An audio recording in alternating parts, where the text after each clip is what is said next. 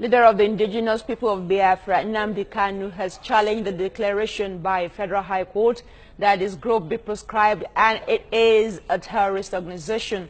Before the court's declaration, the army slapped the terrorist tag on the group, but the army chief said it was more of a pronouncement than a declaration. The U-turn came on the back of criticism that it was not for the army to declare one group or the other as terrorists. Legal practitioner Tommy Joel joins us now via Skype from London to discuss this. Many thanks for joining us, Joel. Thank you very much. Indeed. Where do we pick it up? Pick it from, really? Is it from the reactions of the people that you just watched a while ago? Some saying it is time to take it easy, but perhaps, maybe, let's start with the federal government and the army. The army making what they call a pronouncement, not a declaration, before the federal government took it upon itself to make it an executive order and get a court injunction to that effect. But why do Nigerian government has a penchant for doing the wrong thing, then trying to redress it? Thank you very much. I wouldn't know the reason why they most often do the wrong thing before getting it right.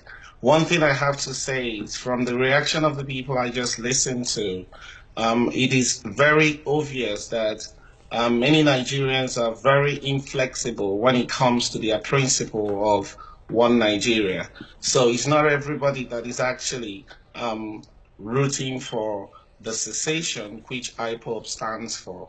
Now, what the army had said, they just said it was just a pronouncement. They didn't actually tag IPOB a terrorist organization, but that was taken over by the federal government, who has actually done the right thing now by going through the court process. All right. Just like you heard that Nnamdi Kanu has the right to appeal, and of course this is an ex parte motion, really. But tell us, how do you think it will play out, really, this appeal? Well, the truth is, the IPOB agitation did not actually deploy intellectual properties in dealing with their case. They've made, in the past, they've made a lot of comments that could actually point them towards what they are being accused of.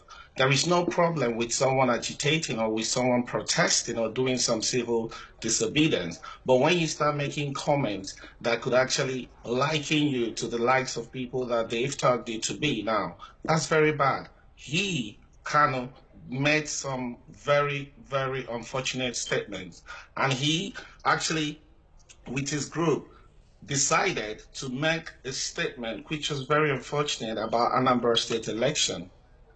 Now that he has the right to go to court, we will see what the court will say about it, but it's highly unlikely that he would achieve anything positive from that process. All right, the federal government has made it clear that Nigeria is a sovereign state. We don't need other countries meddling in our affairs. But the U.S. just gave a statement some days back saying that they don't consider IPOB a terrorist organization. Do you think that will perhaps water down this declaration by the federal government? The truth is, when the court declares IPOB a terrorist organization, the onus is on the government to communicate this information to their international partners. The last time I checked, I do not think the government has actually communicated that to the United States government. Until they do that, the United States has the right not to recognize or not to see IPOB as a terrorist organization. They have to follow the due process. When that is done, the United States will have to accept that position. Okay, what they also said, the United States, that they are for a peaceful resolution and that the issue, the agitation for resource control, restructuring as it were, physical federal restructuring, that it's in order. How do you think that will play out in terms of economic partnership with the United States? It's not going to have any negative impact on the partnership that Nigeria and United States enjoy. Once the federal government of Nigeria is able to go through the process, once they're able to do that which is expected of them, in law and in other aspects, then the United States wouldn't have any. This is a sovereign nation. We have rules and regulations. We have laws and constitution. All that the federal government needs to do is to follow that due process. And we wouldn't be here discussing this anymore. Once the due process is followed, the United States will have to conform with it.